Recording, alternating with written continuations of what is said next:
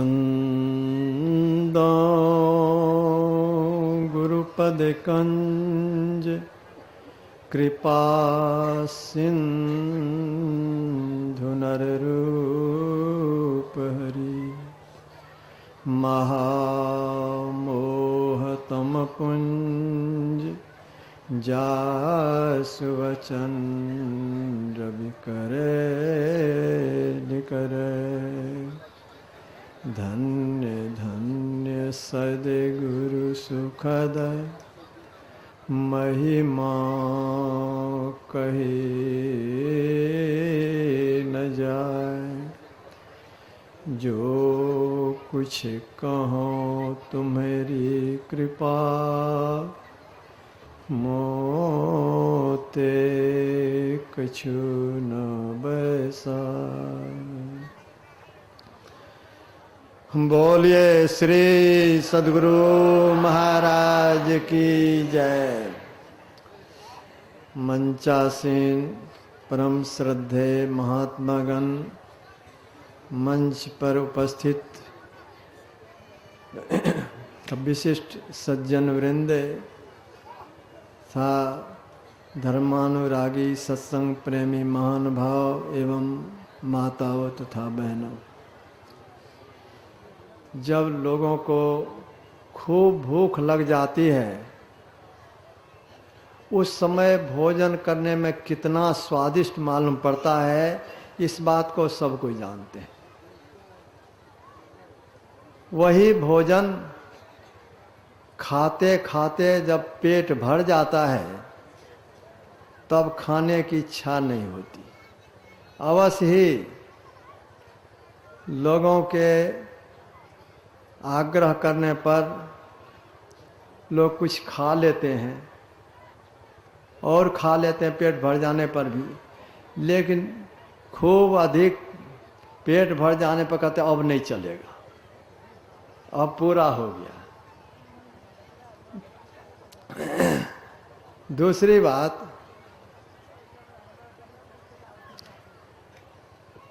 स्वादिष्ट भोजन भी आग्रह पर तो कुछ खा लेते हैं, लेकिन पेट भरा हुआ रहे और खूब ऐसा पदार्थ जो तीता मालूम पड़े तो वह तो लेने की इच्छा नहीं होती, वह लेने की इच्छा नहीं होती। आज जो विषय का पाठ हुआ इसके लिए होता है करवा लागे नीमिषा। और बात तो सुनने में किस्सा कहानी इधर उधर की बात, फलाने जगह ऐसा हुआ, फलाने जगह ऐसा हुआ, बड़ा रोचक मालूम पड़ता है। लेकिन यह बात ईश्वर परमात्मा के स्वरूप का ज्ञान सुन कर के ज्ञान होगा क्या? असल में तो बुद्धि मटती नहीं, मन स्वीकार नहीं करता। फिर भी अधिक देर तक, जबकि सवेरे से 6 बजे आज प्रारंभ हुआ, 9:45 अब तो 9:45 होने चला है, इतने समय तक आप बैठे हुए हैं। अब तो यही बात जैसे छोटा बच्चा जब पहले विद्यालय जाता है, कोई देर तक मन लगा करके पढ़ता है, होते होते भूख लग जाने पर उसका मन होता कब घंटी बजे। तो ठीक उसी तरह से सवेरे से बैठते बैठते पैर भी दुख गया होगा। अब इच्छा होती होगी कि अब तो आरती ही हो जाए, सो ही अच्छा। यह स्वाभाविक बात है, स्वाभाविक बात है। अब इस हालत में भी हमारे सामने माइक आया है, अब हमें निर्णय नहीं कर पा रहा हूँ कि क्या करूँ। तो माइक आ गया, थोड़ा सा ही, बहुत देर नहीं, बहुत देर नहीं, थोड़ी देर। आपने आज का जो पाठ सुना, उस पाठ के आधार पर जो बाबा लोगों से आपने सुना, उसमें खास तरह से यही बात कि वह परमात्मा, जिस परमात्मा की भक्ति करने के लिए उनके स्वरूप का ज्ञान चाहिए, जब तक स्वरूप का ज्ञान नहीं होगा हम भक्ति कैसे करेंगे? स्वरूप का ज्ञान चाहिए। स्वरूप का ज्ञान नहीं रहने के कारण ही लोग बाहर बाहर भटकते रहते हैं, बाहर बाहर दौड़ते रहते हैं। स्वरूप का ज्ञान चाहिए। आपने सुना अभी तक वह परमात्मा कैसा है, वैसे तो रोज हम लोग स्तुति प्रार्थना के क्रम में सिद्धांत का पाठ करते हैं। उस सिद्धांत में हम लोगों के परमाराध्य गुरुदेव ने ईश्वर स्वरूप का वर्णन किया है। वह परमात्मा कैसा है, जो परम तत्व आदि अंत रहित असीम अजन्मा अगोचर सर्वव्यापक और सर्वव्यापकता के भी परे है, ये उसे ही सर्वेश्वर सर्वाधार मानना चाहिए। जो परम तत्व आदि अंत, आदि नहीं हो, शुरुआत नहीं हो, अंत भी नहीं हो, मतलब सर्वव्यापक सब जगह, ऐसे हैं वे परमात्मा, ऐसे हैं परमात्मा। लेकिन उस परमात्मा के लिए दादू दयाली महाराज ने कहा, अविगत गति कछु कहत न आवे। कैसे कहने में नहीं आता? तो उन्होंने कहा, जो गूंगे मीठे फल को रस अंतर्गत ही भावे। कोई गूंगा व्यक्ति है, उसे खूब बढ़िया फल खिला दीजिए, मीठा फल खिला दीजिए, खूब अच्छी मिठाई खिला दीजिए और पूछिए कैसा लगा खाने में, क्या कहेगा? बोल नहीं सकता, कह नहीं सकता। लेकिन इसका मतलब यह नहीं कि उसे अच्छा नहीं लगा, अच्छा तो लगा लेकिन कह नहीं सकता। उसी तरह से कहा कि यह विषय परमात्मा का ज्ञान मन वाणी को अगम अगोचर सो जाने जो पावे, इसको वही जानते हैं जो इसको प्राप्त करते हैं। संत कबीर साहब ने कह दिया, जस कथिए तस होत नहीं, जस है तैसा सोय, कहत सुनत सुख उपजे और परमारथ होय। कहते जैसा लोग कहते हैं परमात्मा ठीक वैसे नहीं है। जस कथिए तस होत नहीं, जस है तैसा सोय, परमात्मा तो जैसा है तैसा ही है। कान सुनन से बाहर है, कहने में नहीं आता, इंद्रियों के ज्ञान में नहीं आता। लोग प्रश्न कर बैठते हैं कि इंद्रियों के ज्ञान में कैसे नहीं आता। पूर्व काल में बहुत से भक्तों को परमात्मा का दर्शन इसी आंख से हुआ। भक्त प्रहलाद को, भक्त ध्रुव को, बहुत से भक्तों को इसी आंख से भगवान का दर्शन हुआ। कैसे कहा जा सकता है कि वह इंद्रियों के ज्ञान में नहीं आता है? संत लोग समझा करके कहते हैं, लोगों किसी भी भक्त को पूर्व काल में जो दर्शन हुआ वह परमात्मा जो सर्वशक्तिमान है, सारे संसार का सृजने में सर्वसमर्थ हैं, वे एक रूप धर कर अपने लिए एक रूप धारण कर ले तो कौन भारी बात उनके लिए। तो रूप धर करके जो दर्शन देते हैं तो भक्त को क्या दर्शन होता? उनके रूप का, उनका दर्शन नहीं होता।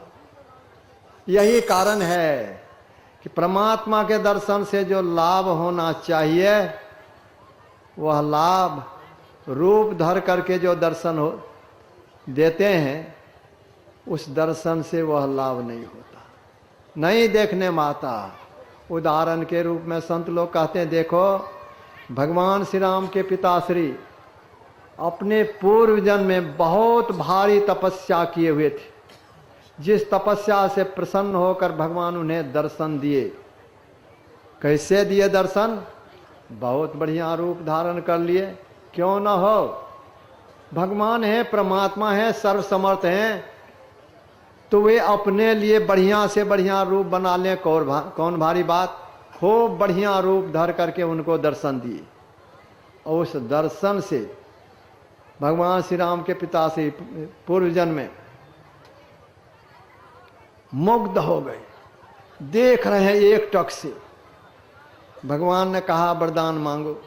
अब सोचने लगे क्या वरदान मांगू, कुछ भी मांगूंगा ये वरदान दे करके अंदर ध्यान हो जाएंगे, इनका दर्शन बंद हो जाएगा। सोचा ऐसा वरदान मांग लूं जिससे कि इनका दर्शन होता ही रहे। कहा आप ही के समान हमको पुत्र हो। भगवान उनके मन के भाव को समझ गए। कहा ठीक है ऐसा ही होगा, लेकिन इस जन्म में तुमने भारी तपस्या की है, इसलिए अभी इस शरीर का परित्याग करके तुम पहले स्वर्ग लोक को जाओ, वहाँ बहुत समयों तक स्वर्ग सुखों को भोगोगे, उसके बाद तुम वहाँ का राजा बनो। ये उसके बाद तुम्हारा जन्म अयोध्या नगरी में होगा और वहाँ का राजा बनोगे। ठीक वैसा ही हुआ। बहुत समयों तक स्वर्ग सुखों को भोगने के बाद उनका जन्म अयोध्या नगरी में हुआ, वहाँ के वे राजा बने और उसी अवसर पर भगवान उनके यहाँ पुत्र रूप में अवतार ली। कितना अधिक सुख मिला हुआ होगा। स्वाभाविक है किसी भी व्यक्ति को जब पुत्र होता है, नहीं कह सकते कि उन्हें सुख नहीं मालूम पड़ता। बड़ी प्रसन्नता होती है माता पिता को, सबको होता है, लेकिन जिनको भगवान ही पुत्र रूप में प्राप्त हो उनके सुख का क्या कहना। और भगवान थे तो वे तो अद्भुत लीला करके दिखलाए, जैसी लीला साधारण बच्चा नहीं कर सकता। किसी बच्चा को आप देखे होंगे, क्या देखे हैं कि वह सो करके उठने पर माता को पिता को जाकर के प्रणाम करे? नहीं देखे होंगे। आप सीख लेंगे तो हो सकता है सिखलाने पर, सिखलाती है माँ कभी कभी कि ये नाना जी हैं, नानी हैं, मामा हैं, मामी हैं, इन लोगों को प्रणाम करो, कहने पर कर लेता है। और रोज बच्चा सो करके उठे माता पिता को प्रणाम करे, शायद नहीं, भले सिखलाने पर करने लगे, लेकिन अगर कभी उसकी नींद टूटे और रोने लगे तो सिखलाने पर भी नहीं करेगा, तब नहीं करेगा।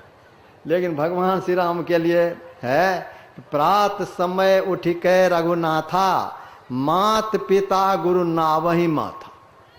भगवान श्री राम जब प्रातः काल सो करके उठते थे तो माता पिता गुरुजनों को प्रणाम करती थी।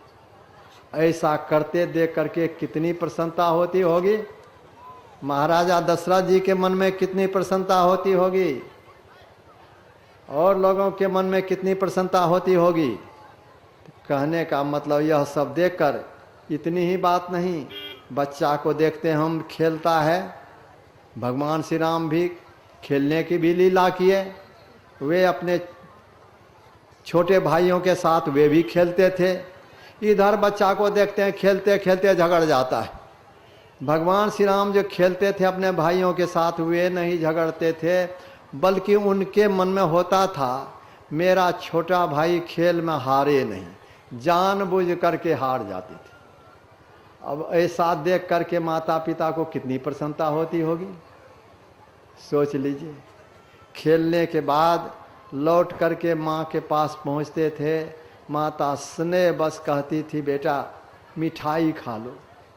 कोई बच्चा होगा कि मिला तो चट से खाने लगता है, लेकिन भगवान श्री राम अकेले नहीं खाते थे, दौड़ करके अपने भाइयों के पास पहुंचकर उनको खिलाने लगते थे। कभी प्रेम के साथ अपने हाथ से ही खिला देते थे।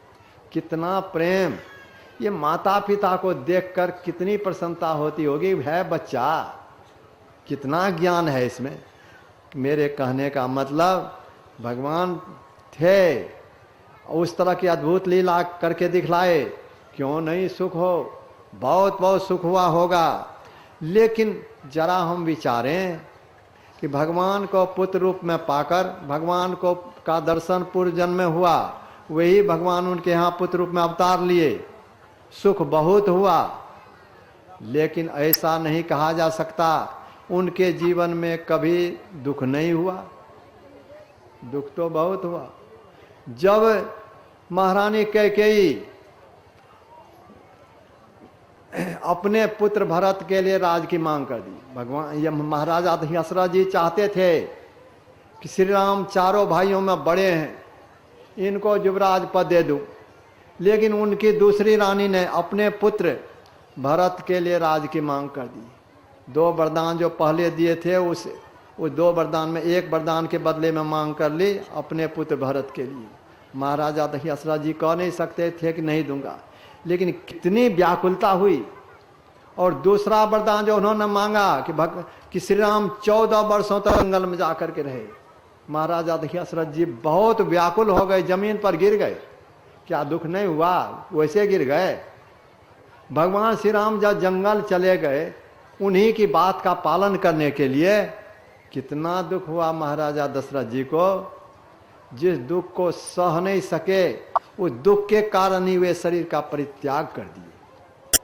तो ऐसा नहीं कहा जा सकता कि देहधारी भगवान के दर्शन से फिर कभी दुख नहीं होता। लेकिन गोस्वामी तुलसीदास जी महाराज और संतों ने लिखा कि सारे दुखों की निवृत्ति परमात्मा के दर्शन होने पर ही होती है। परमात्मा का दर्शन देह धर करके जो दर्शन देते हैं वह माया रूप का दर्शन है। अपने को छिपा करके दर्शन देते हैं, अपने वो देह में हैं, उसको तो भक्त देख नहीं पाते, उनके देह को देखते हैं। देह के दर्शन से भगवान थे, बढ़िया रूप धारण कर लिए, उनके कारण सुख बहुत तरह का मिलता है, माया वाला सुख मिलता है। इस सारे दुखों की निवृत्ति नहीं होती। न तो दुख का अंत होता है, न आवागमन का चक्र छूटता है, और न विकारों की ही समाप्ति होती है। प्राणियों में विकार होता है, देहधारी में विकार होता है, काम क्रोध लोभ मोह ये सब विकार। और जीव में भी देखते हैं तो साधारण जीव अज्ञानता की हालत में है, मनुष्य ज्ञानमान है, लेकिन मनुष्य में भी यह विकार नहीं हो, सो बात नहीं, इसमें भी है। इसमें भी जिनको भगवान के पिताश्री कहलाने का सौभाग्य प्राप्त हो, उनमें भी यह विकार रह जाए, तब अभी यह विकार कब समाप्त होगा? तब कब समाप्त होगा? भगवान का दर्शन हुआ पहले जन्म में, इस जन्म में वे ही भगवान उनके यहाँ पुत्र रूप में अवतार लिए, और उनमें हम देखें कि क्या विकार था या नहीं था। रामचरितमानस पढ़ करके देखिए,